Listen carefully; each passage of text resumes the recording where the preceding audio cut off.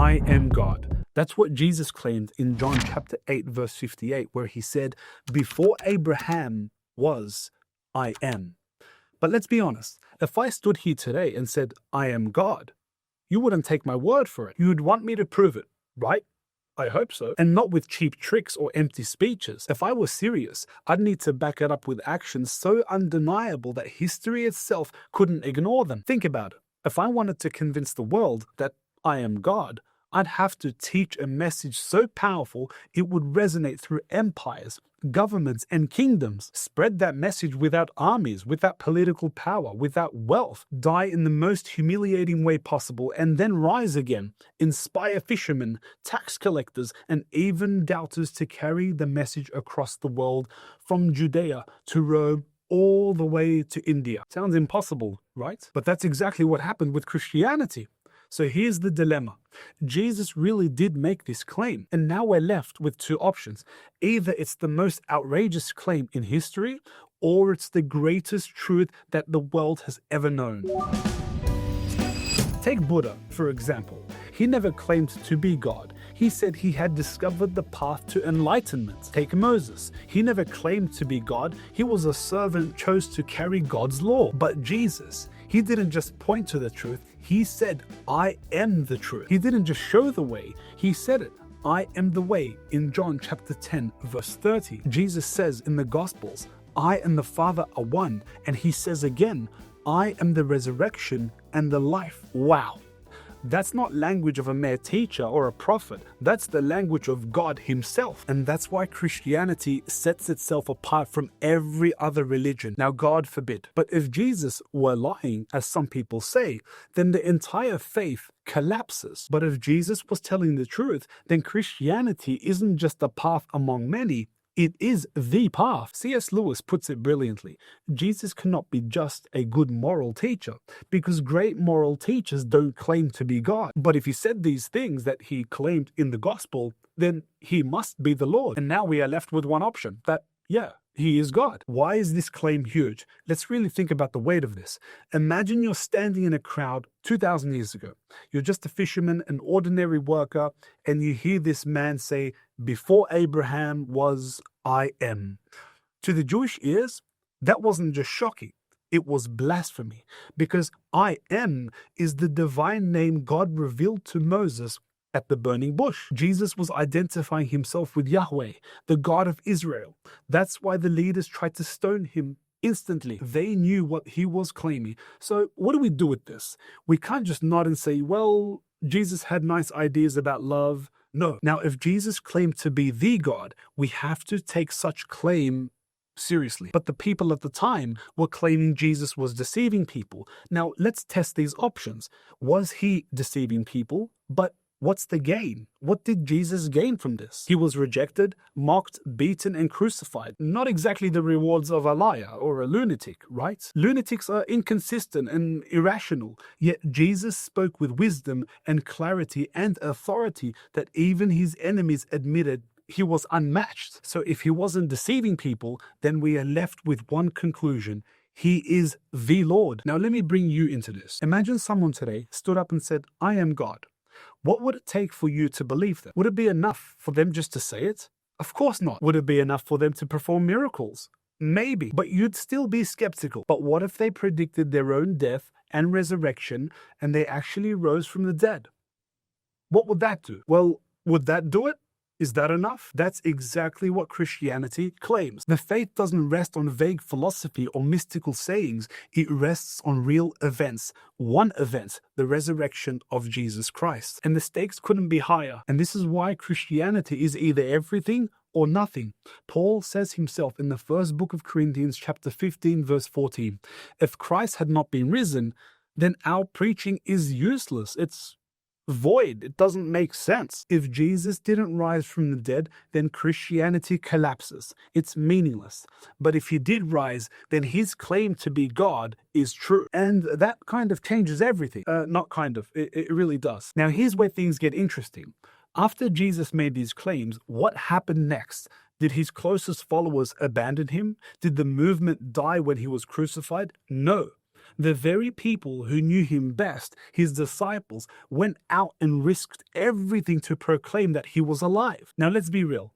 If anyone would have known whether Jesus wasn't telling the truth, it would have been the disciples, because they saw him up close. They knew his habits, they knew his words, what food he ate, they knew everything about him. If this was a fraud, they would have seen right through it. But instead of exposing him, they gave up their safety, their families, their livelihoods, even their lives to preach one message: Jesus is risen. So the next question we need to ask is, would anyone die for something that is false? Because these men had nothing to gain. No power, no money, no fame. All they had waiting for them was persecution and death. And yet they went forward boldly to preach the resurrection. Why? Really? Why? Would anyone die for a lie? Let's tackle the question head on. Would anyone die for something they knew was false? If the resurrection was just a story, the disciples would have been the first to know. They were the eyewitnesses. If they had stolen the body or invented a story, they wouldn't have carried the secret to their graves. And secrets like this don't hold under pressure. Imagine Peter calling a meeting after the crucifixion. He's like, guys, okay, let's get together. Let's lie to the people of Israel, and let's tell them that Jesus rose from the dead. We'll change the world. And then Andrew replying, perfect, that sounds like a good plan. What's the reward? And then Peter says, well, look, we'll all get beaten, imprisoned, and killed. Do you see the problem? People don't sign up for torture and death over a lie. If they were lying, someone would have cracked under pressure, but none of them did. No one will do something like this for a lie. Only if it was the truth. History tells us that nearly all of the apostles were killed for their faith. Peter was crucified upside down.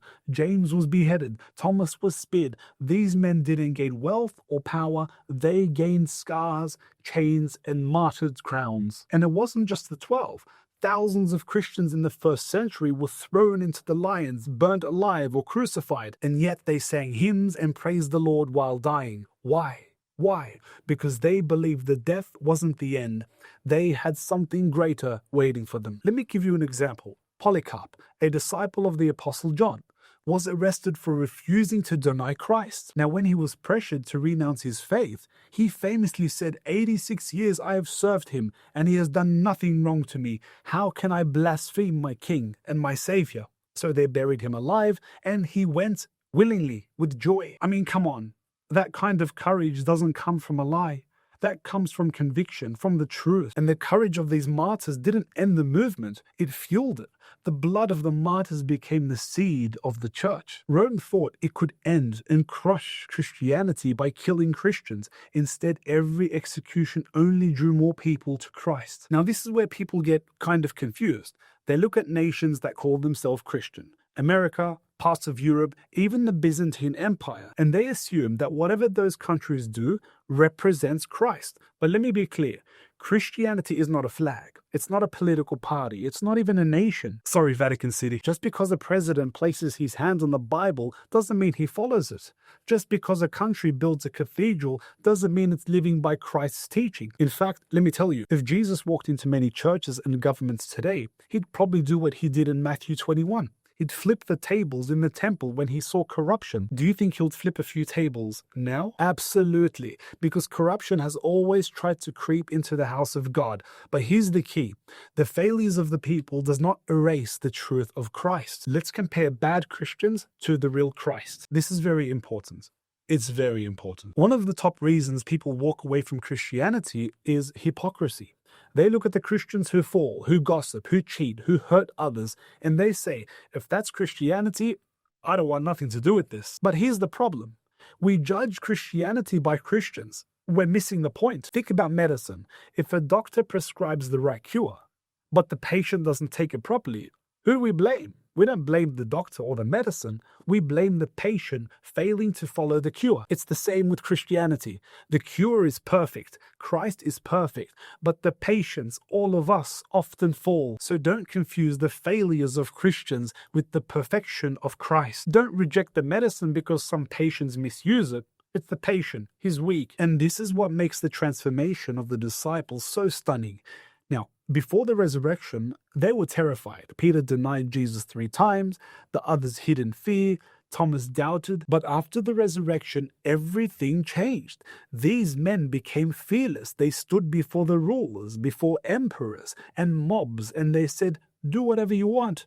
Jesus is risen," because people don't willingly suffer for a lie. They don't sing hymns on the way to the gallows for a story they made up. The only explanation is they truly encountered the risen Christ. And let me bring this to you.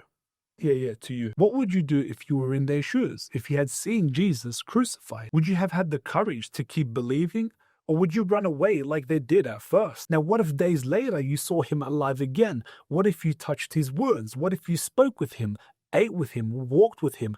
Would that change everything for you? And that's what happened with the disciples. They went from cowards to bold men. They went from weak people to martyrs. And here's the proof. The movement didn't die with Jesus. It exploded. Within decades, the gospel spread from Jerusalem to Antioch, to Rome, to Africa, all the way to India. By the way, if you're interested on how Christianity arrived in India, click the link. I've done a video about this. It's really good. And it wasn't spread by swords or armies. It was spread by love. People who believed so deeply that they were willing to risk everything to tell the world that Jesus is alive. Slaves, soldiers, kings, mothers, people from every class and culture embraced this faith because it wasn't built on politics or power. It was built on truth. And that brings us to one of the most fascinating stories in all of church history. You know, when people think of the disciples, they often picture these fearless, saintly men who always had unshakable faiths. But that's not the full story.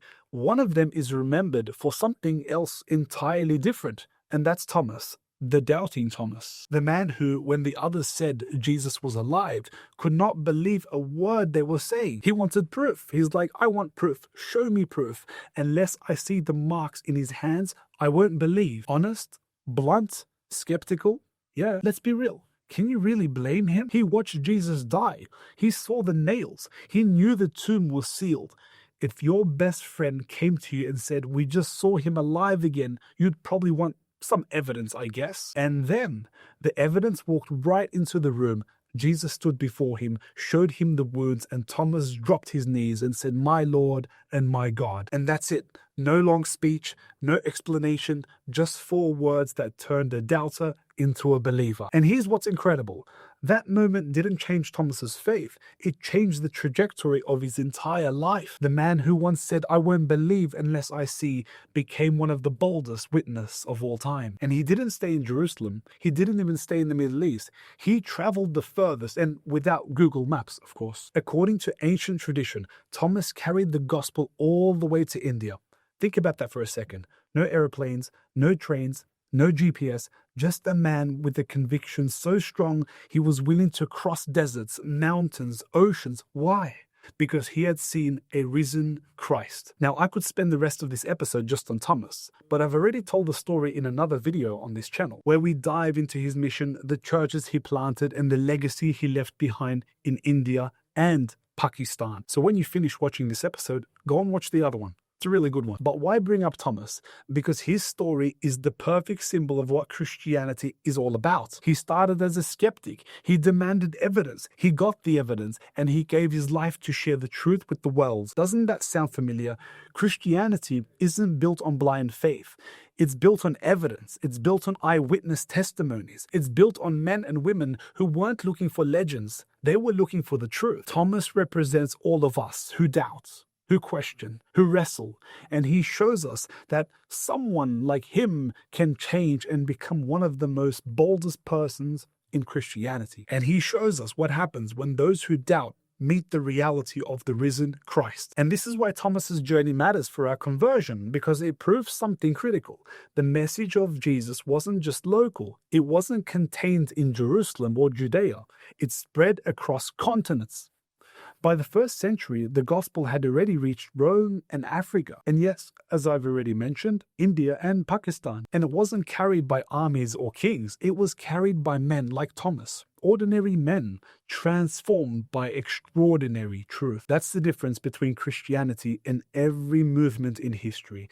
It wasn't imposed from the top down. It spread from the bottom up, from fishermen, from slaves, from people who had nothing but faith in the resurrection. And this is what made Thomas and all the other disciples so fearless. What transformed them from cowards hiding in locked rooms to bold witnesses ready to die for the faith. It all comes down to one event. That event changed everything, the resurrection. So as we move into the final part of this episode, that's exactly what we're going to explore. Because without the resurrection, Christianity collapses. But with the resurrection, Christianity transforms from a plain religion to the actual truth. And it changes everything. Just remember that Christianity hinges on the resurrection. Without the resurrection, really, we have no faith. Before the resurrection, the disciples were hiding, denying, running away. Peter denied Jesus 3 times. Thomas doubted. The rest scattered. Fear among them was known. But after the resurrection, everything changed. These same men became bold, fearless, unstoppable. Why? Because they saw him alive again. Once you've stood face to face with the risen Christ, death isn't scary anymore. If death is defeated, what's left to fear? Paul says in the book of Corinthians, 1 Corinthians chapter 15, verse 14, if Christ had not been raised, our preaching is useless, and so is your faith. The resurrection is the hinge of Christianity. If it didn't happen, nothing really matters. Everything is empty. But if it did, then Christianity isn't just true. It changes everything. Every other religion says climb your way to the top, follow these rules, perform these rituals, earn your way into heaven. But Christianity says you can't, and you don't have to, because God came down. He did what you and I could never do, and that's called grace. This is what grace is, not because we are good, but because he is good. And that's why the divinity of Jesus matters. Only God can forgive sins. Only God conquers death. Only God can give eternal life. And yes, I get it. People will bring up corruption, the Crusades, inquisitions, scandals, hypocrisies, bad Christians, bad churches who fail every time. But hear this out. Bad Christians don't erase a perfect Christ. The cure doesn't stop being the cure because patients misuse it. Don't judge Christianity by Christians. Judge it by Christ.